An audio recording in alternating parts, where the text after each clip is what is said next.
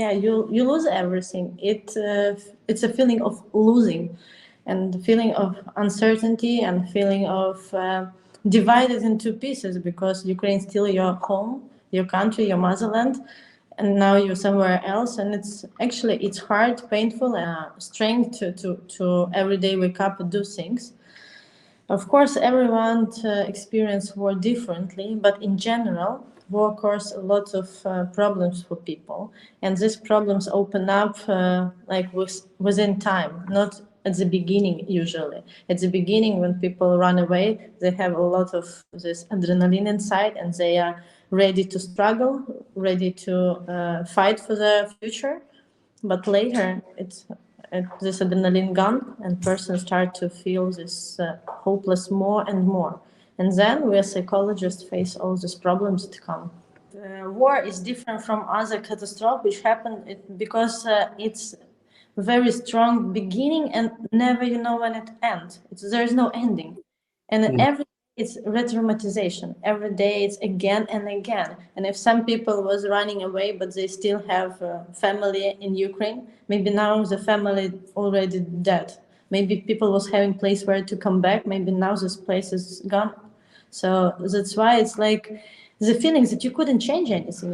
People go to psychologists, people work on themselves to improve themselves, to grow. But when it's war, you understand that this factor you couldn't overcome. It's something that you couldn't do anything to do to deal with. And when people come with anxiety, with scary disorders, they come and say, yeah, help me. But sometimes you see that the reason is war, and you couldn't help because you couldn't stop the war.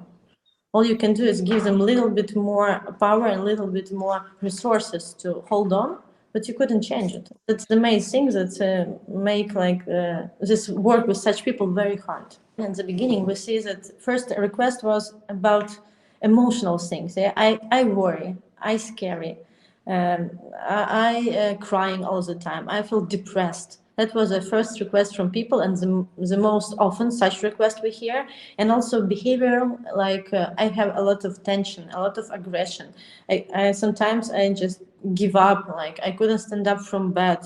And also we have a lot of cognitive things, like people say it's very hard to remember something, it's very hard to concentrate. But in time, after 1 year, we see how this request has changed in a different way. It starts to be more complex. So people don't talk anymore that I'm sad or I feel worried.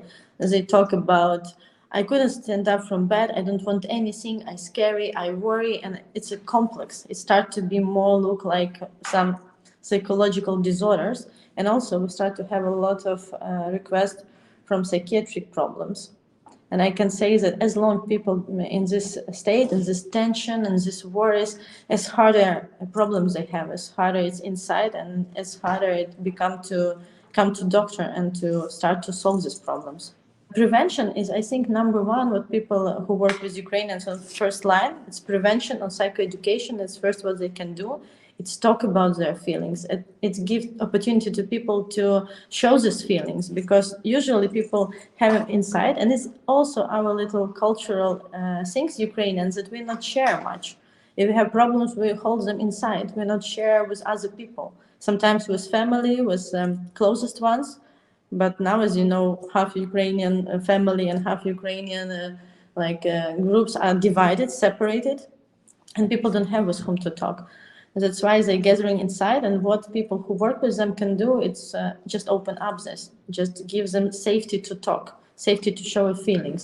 It's first step to release this, to relieve this trauma, to support people. It's actually a big problem for all people who work with Ukrainians that people don't want to open up and then don't want to take a help, but it's also about Ukrainian stigmatization of mental health. In Ukraine, long time it was mental health and mental hospitals was more like punishment. If you come there, you wouldn't get out, because it was at the time of Soviet Union. It was a mechanism to punish people who was thinking differently or talking differently. That's why it's still in generation that people afraid of help exactly in mental field. What can people do to help, really?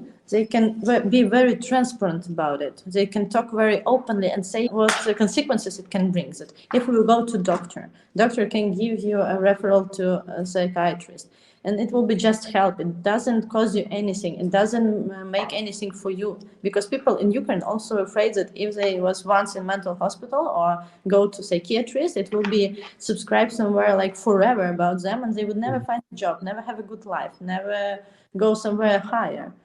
But it's not true. It's actually not like that. And it's very important to talk with them. And also, if you see people really suffering, you need to ask person what person wants. What really is the idea to move, where to move. If person say, I just want to sleep, maybe you don't need to say that, yeah, you need to go to psychiatrist, but you can say, yeah, if you want to sleep, maybe you need some special help, like maybe talk with doctor, he will tell you some tips how to sleep better. Or if you want to be able to go to work, or to be able to talk normal with your kids without aggression or screaming, maybe you need support from social worker who will just talk with you. And first, always start to give like hand and wait when person will take it, but do it all the time, because also our cultural things to not say no at the beginning, but we need a few times people to ask us, and we will say, yeah, okay. Then we will see that person really want to help. It's not just polite, but it's really, really willing to help. But social institution in Ukraine doesn't work so good like here they work. And if people have something to do with social workers, they look at it like a punishment. They don't think that it's really help, because in Ukraine it doesn't work to help. They appears when it's very, very bad, something happened.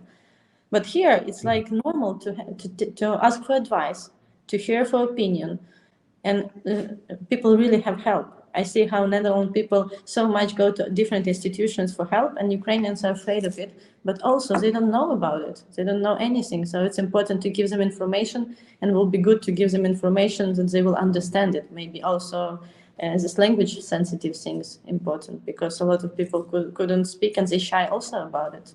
Of course, a lot of Ukrainians also can overcome by themselves, but mostly these people stay in Ukraine now.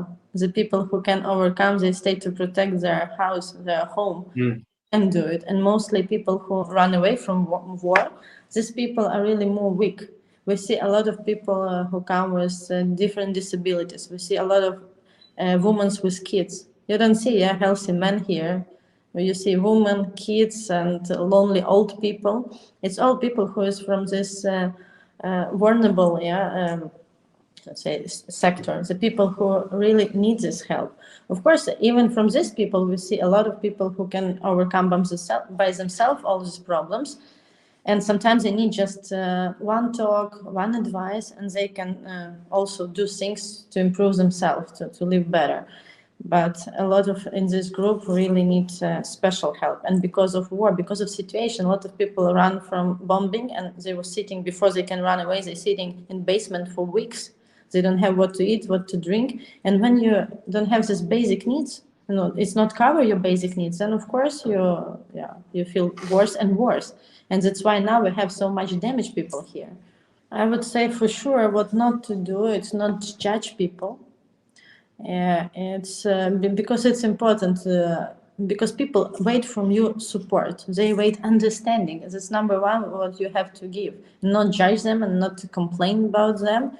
It's very good to talk with them, very good to open up. And also not to show strong emotions, because people who have trauma, they are very afraid of strong emotions from other side. So it's very important when you talk, be calm. I would say that all specialists who work with Ukrainians have to work on themselves first, on their emotions, on their reactions, and then start to work with other people, because people react on your emotions very much. It's like, mirroring. They look at you and they get your emotions. Mm-hmm. And if you're really calm and really sure that you can help, person will get it from you, and also will start to be calm and sure that they will have help. And make these guidelines to people, to show them how it works, to explain them where they can go, with which problems, to whom to go, and how they will get help, and consequences of this help, because it's also very important. Because sometimes people are afraid to go because they don't know what will be a consequences. Even very easy. Sometimes people don't go to psychologists because they're afraid that it will cost a lot of money. but actually it's under insurance, and a lot of people don't know it, so it's very important to talk about it.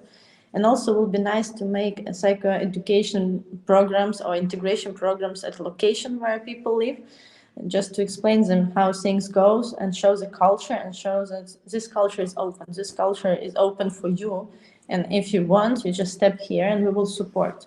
It's also what people miss a lot. A lot of people come back to Ukraine because they feel support there, not here. But this to feel it here, they just need a small bridge to build. It's always start with conversation, with open conversation. The main tips is just to talk transparent, to talk, to be open to talk, to willing to help people. And if you give a hand to person, yeah, you say about what you can offer, what you can, so in what you can support them, you give this information, then people will take this responsibility on themselves and they will come to you and say, okay, can I get this? Or what can I do if I need this? So to build bridge, number one is to give information about how everything works here in this country. First, you give information and show that you want to help, and then you make this connection between people, you know, then you show that you are strong, you are calm, and you can share this with other people. You give these emotions. It's like infection, you know, you give your emotion to other people and people feel it.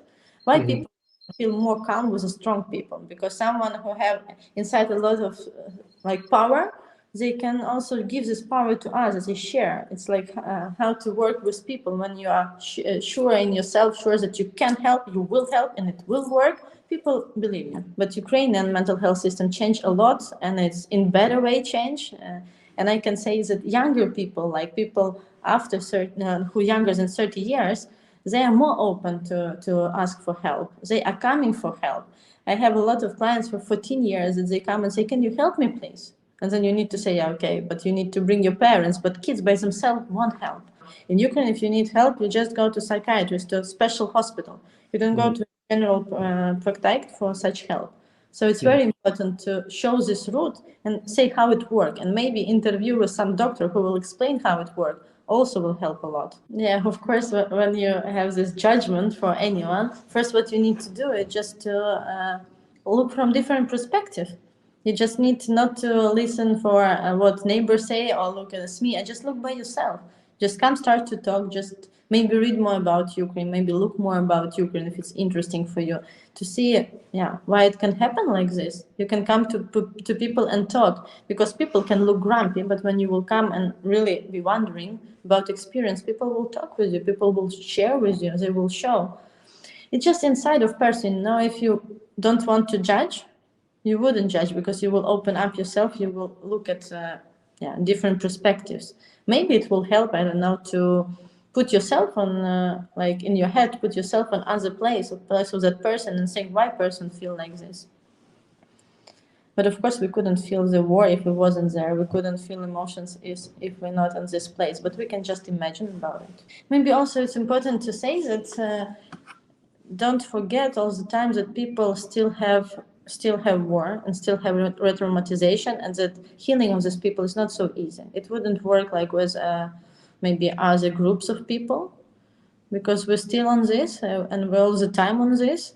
And Ukrainian is not a refugee like in a normal way. They are temporarily displaced, and it brings a lot of anxiety for people, a lot of unsure on people.